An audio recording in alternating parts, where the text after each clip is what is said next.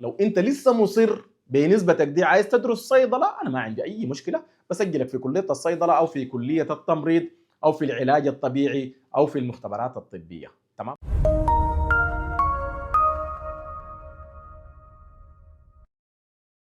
السلام عليكم ورحمه الله، معكم دكتور كوين من كوين انترناشونال جروب. زي ما متعودين يا شباب ندعو لاهلنا في السودان، وما ننسى كمان اخواننا في غزه، ربنا ان شاء الله ينصرهم على الظالمين. ونشوف الفيديو.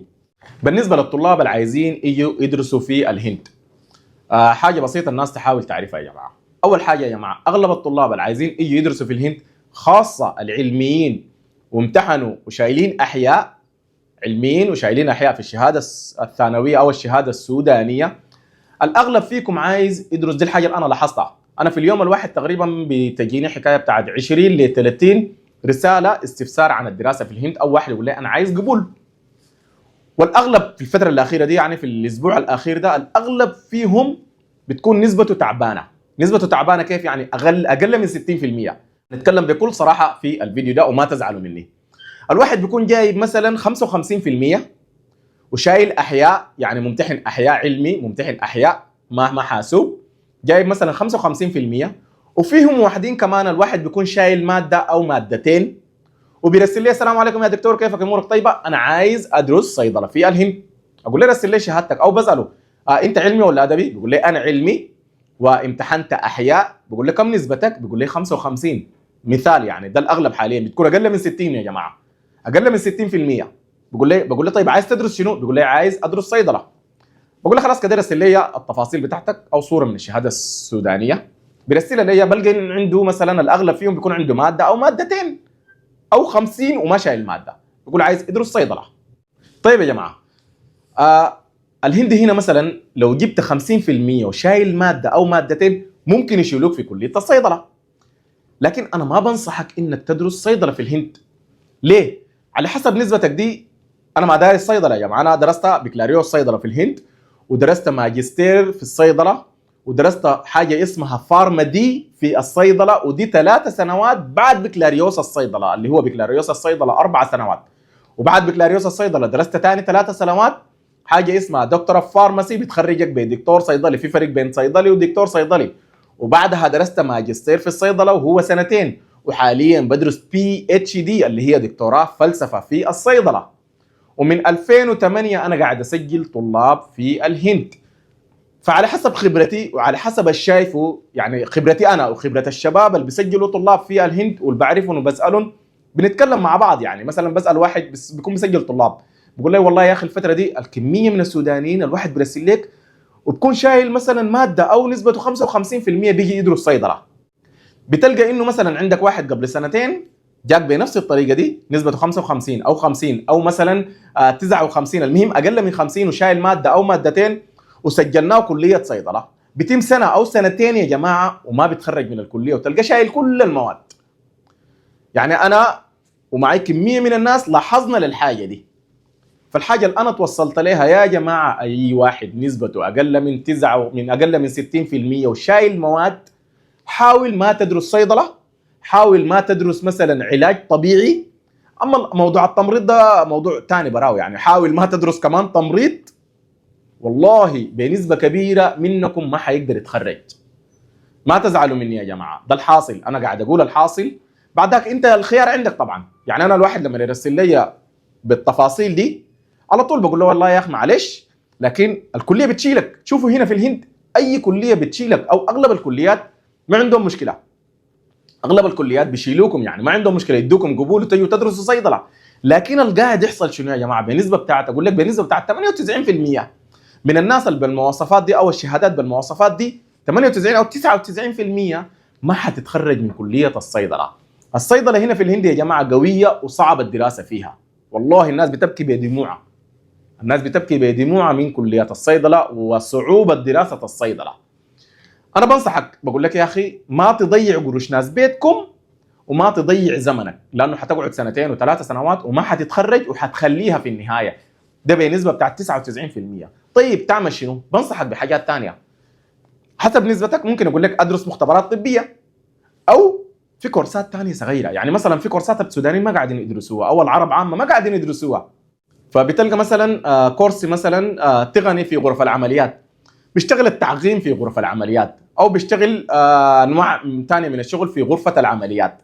شغل حلو بالمناسبه، قد تتخرج من الكورسات الثانيه المذكوره هسه دي وتاخذ قروش اكثر من الصيدلي. الصيدلي يا جماعه او الصيدله في السودان ما عندها مستقبل. انا ما زلت صيدلي ومشترك في كثير من في كثير من شنو؟ من الجروبات تبع الصيدله في السودان ودول ثانيه. الصيدله حاليا مستقبلها ماشي متدني متدني متدني، الا كان تدرس حاجه ثانيه اسمها فارمدي، دي عندها مستقبل لكن محتاجه حاجات كثيره. ارجعوا للفيديو اللي فوق ده انا اتكلمت عن الموضوع بتاع الفارمدي.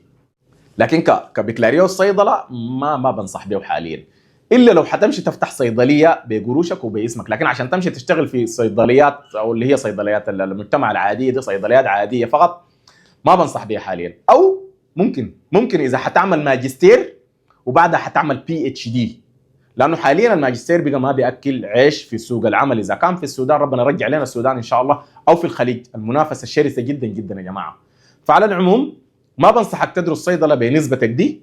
بنصحك تدرس مثلا تقني بتاع تخدير في المستشفيات. تقني تخدير ما معناه انت حتكون مثلا المسؤول من التخدير، لا، انت حتكون في التيم تبع التخدير، لانه المسؤول بيكون دكتور. هنا في الهند مثلا بتدرس اول حاجه الطب، وبعد دراسه الطب حتتخصص في التخدير، حتدرس ثاني 3 سنوات حتى تكون تخصصك حيكون في التخدير، حتكون طبيب مخدر، تمام؟ او تشتغل في شنو؟ في الانستيزيا، تمام؟ لكن لما تدرس تقني تخدير ما معناه حتكون انت طبيب تخدير، لا. تقني تخدير بتشتغل الشغل التقني فقط في غرفه العمليات. وفي كورسات ثانيه مثلا بتشغلك مثلا تشتغل مثلا تعقيم في غرف العمليات. وفي كورسات ثانيه مثلا ممكن تكون مثلا تقني في الاشعه، مثلا التصوير بتاع الاشعه، صور الاشعه العاديه دي. وفي مثلا تدرس مثلا نيوتريشن اللي هو التغذيه، دراسه جميله جدا جدا. اغلب الكورسات دي او التخصصات دي بتكون ما بين 2 ل3 سنوات، وكويسه يا جماعه. بالعكس والله ممكن انت تكون بتاخد سالري اللي هو مرتب اكثر من الصيدلي. الصيدلي تقريبا في السودان يا جماعه ما بياخد اكثر من 100 ل 150 دولار. اسالوا الصيادله الشغالين في الصيدليات في السودان، كونك تكون شغال مثلا في صيدليه في السودان، بتلقى انه ربنا يرجع السودان يعني، ده قبل الحرب، بتلقى انه الصيدلي ما بياخد اكثر من 100 ل 150 دولار في الشهر. فما تفتكروا انه مثلا انا حدرس صيدله ويا سلام وحمشي حاشتغل في صيدليه وحكون عندي قروش، لا لا، دي احلام كنا زمان بنحلم بها احنا لما جينا ندرس صيدله. الصيدله ماشيه متدنيه متدنيه، الا لو درست الفارما دي او عملت بكالوريوس صيدله. بعد بكالوريوس الصيدله تكون شاطر يعني، تكون جايب نسب كويسه، وتدرس مثلا ماجستير. والماجستير ذاته انواع ذكرناه في فيديو من الفيديوهات، ارجعوا للفيديوهات الثانيه. فبعد الماجستير تدرس بي اتش دي ودكتوراه، كده انت بتقدر تمشي الخليج وتشتغل. لكن لو عايز بس تدرس صيدله وتتخرج وتمشي مثلا تشتغل في الخليج، صعب. الموضوع صعب شويه والله، صعب جدا، حيكون اصعب، ماشي يكون اصعب. وفي السودان برضه صعب، الا تكون الصيدليه حقتك.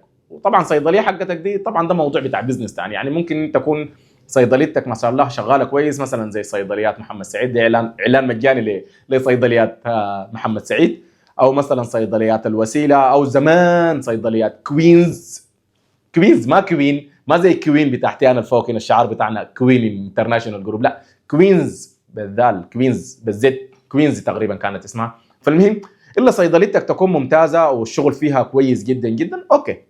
لكن غير كده ما بنصح تدرس صيدله، خاصه للناس اللي جايبين نسب متدنيه.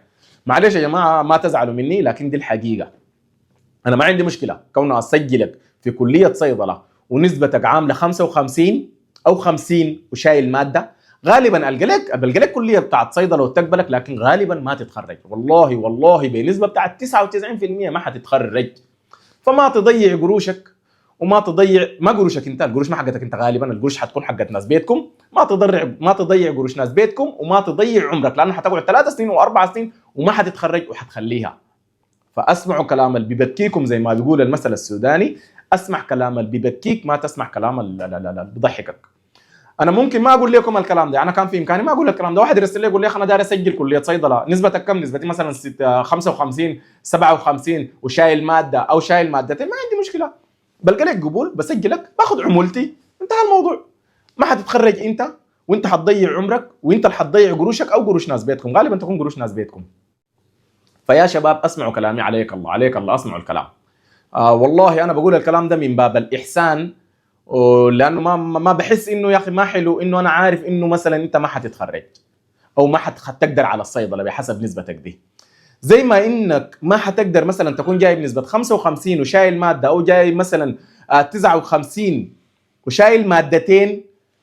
زي ما انه لو مثلا قدمت جامعه الخرطوم كليه الصيدله وجبلوك مثلا، اتوقع انه جبلوك كليه الصيدله جامعه الخرطوم وانت جايب 55 او 50، ما بين 50 لحد 59، وشايل ماده او شايل مادتين، او جايب 50 وما شايل اي ماده، اقول لك لو شالوك في كليه الصيدله جامعه الخرطوم بنسبه بتاعت 99% او 98% ما حتقدر تتخرج منها. انا ما بقول الناس كلها ما حتقدر تتخرج، لكن بنسبه كبيره ما حتقدر تتخرج، حتقعد 2 أو 3 سنوات وحتسهج وحتخليها.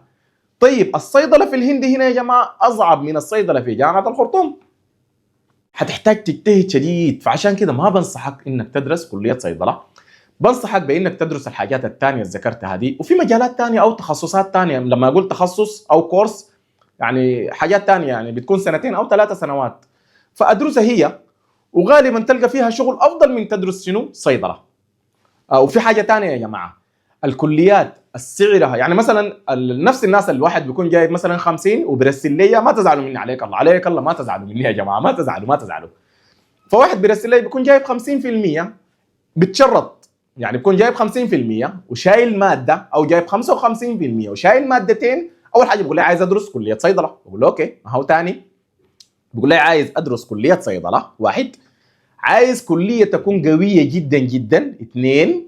عايز كليه المبنى بتاعها يكون فخم جدا جدا، ثلاثه. وعايز كليه تكون شنو في مدينه رهيبه وجميله، تكون نظيفه، او موقعها يكون مثلا في المدينه ذات الكليه دي تكون في افضل حي من الاحياء. اول حاجه يا جماعه المواصفات دي كلها ما بتجتمع، وعايزه تكون رخيصه. يعني مثلا هنا يا جماعه الكليات الكويسه بتبدا من $2000 وانت طالع. في كليات هنا ب $4000، كليه صيدله ب $4000 ممتازه ورهيبه. لما اقول لزول مثلا او لطالب اقول له يا اخي والله ما بتلقى حاجه زي دي، بقول لي لا يا اخي انا عايزها. بقول انت عايزها كم مثلا؟ هنا طبعا كل التكاليف موجوده للدراسه. يعني انا ممكن اجيب لك كليه بتاعت صيدله ب $1000، او اجيب لك كليه بتاعت صيدله بمثلا ب $900، ممكن اجيبها لك، ممكن القاها بنسبه بتاعت 98% او 99%. الكلام ده انا ذكرته في كم فيديو. اغلب الكليات اللي بتكون قروشها رخيصه او الرسوم الدراسيه فيها رخيصه حتكون جوده التعليم، انا باكد الكلام دائما بقول جوده التعليم. جوده التعليم فيها حتكون متدنيه او سيئه. يعني مثلا يكون في محاضرات ما موجوده، ما يدوك لها، وتجي نهايه السنه بتلقى انه مثلا ما تموا لك السلبس اللي هو المقرر، ما كملوا لك، ما درسوك كل المقرر، ويقول لك تعال انزل امتحانات. يكون عندك محاضرات، وفي محاضرات ما بيدوك ليها، ولو مثلا ما جيت الكليه ما بيشتغلوا بيك كثير، والتصحيح بتاع الكليه برضه ما بيكون دقيق. يعني مثلا كتبت اي كلام مثلا بيمشوك، بيدوك مثلا اتندنس، انت ما قاعد تحضر الكليه مثلا بيرفعوا لك اتندنس. ده الحاصل كده يا جماعه الكليات المتدنيه بنسبه كبيره. ليه بقول بنسبه كبيره؟ لانه انا درست في كليه كانت ب $1000 السنه، اللي هو الفارما دي كانت ب $1000. اسمها اي اس اف كوليج اوف فارماسي في مدينه صغيره. لاحظ الكليه دي ب $1000 وفي مدينه صغيره، والمبنى بتاعها ايوه المبنى بتاعها رهيب وممتاز جدا. اما الاصطاف او الدكاتره الموجودين في الجامعه دي او في الكليه دي رهيب، ممتاز جدا جدا. يعني هي كانت من افضل الكليات في شمال الهند. انا لما اقول من افضل الكليات معناها في كليات ثانيه زيها.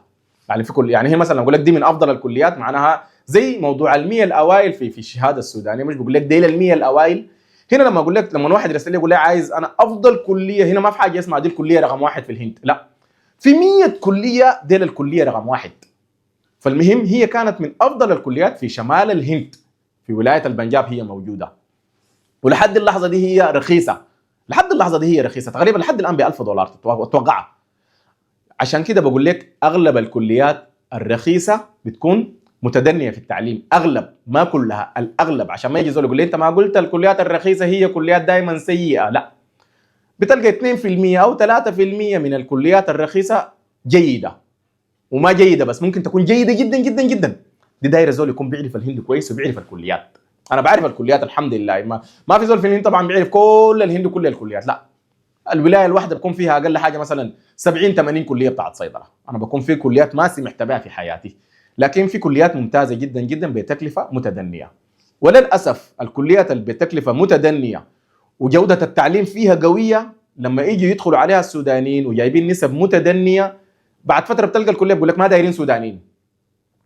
كده في كليات كثيره يا جماعه بترفض السودانيين، بيقول لك اول عرب، بتقول لك احنا ما دايرين عرب. ليه؟ لانه مثلا دخلوا فيها العرب مثلا نسبهم كانت متدنيه والكليه كانت قويه، بتلقى العربي مثلا ما بيدرس كويس وبتسيب من المحاضرات وما ما بينجح في المواد. طيب انا كصاحب الكليه بستفيد منك شنو؟ اول حاجه انت ما دافع لي قروش كثيره، دافع لي مثلا $1000، وبتلقى الهندي برضه دافع $1000. ليه انا اجيبك انت العربي ده وتعمل لي مشاكل وما بتتخرج في زمنك وما بتدفع الرسوم وما بتحضر محاضراتك وما بتجيب لي نسب كويسه؟ ما دايرك. افضل اشيل الهنود بيتخرجوا في زمنهم وبيدفعوا نفس القروش وبيجيبوا نسب قويه. فهمتوا الموضوع يا جماعه. فعلى العموم طولت عليكم شويه، الفيديو بقى طويل شويه. ما بنصحكم الناس الجايبه نسب زي ما ذكرتها انا، ما بنصحكم انكم تدرسوا صيدله، وما بنصحكم كمان لا صيدله ولا مثلا تمريض.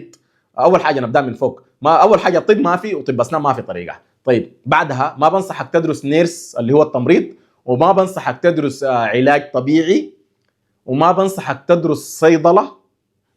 ممكن اقول لك ادرس مختبرات، لكن بنصحك بالكورسات الصغيره او التخصصات الصغيره، وهي بتكون رخيصه وزمنها بسيط 2 أو 3 سنوات وكويسه يا جماعه، ما فيها منافسه شرسه زي الصيدله. فما تزعلوا عليك الله يا شباب، ما تزعلوا مني ما تزعلوا مني ما تزعلوا مني.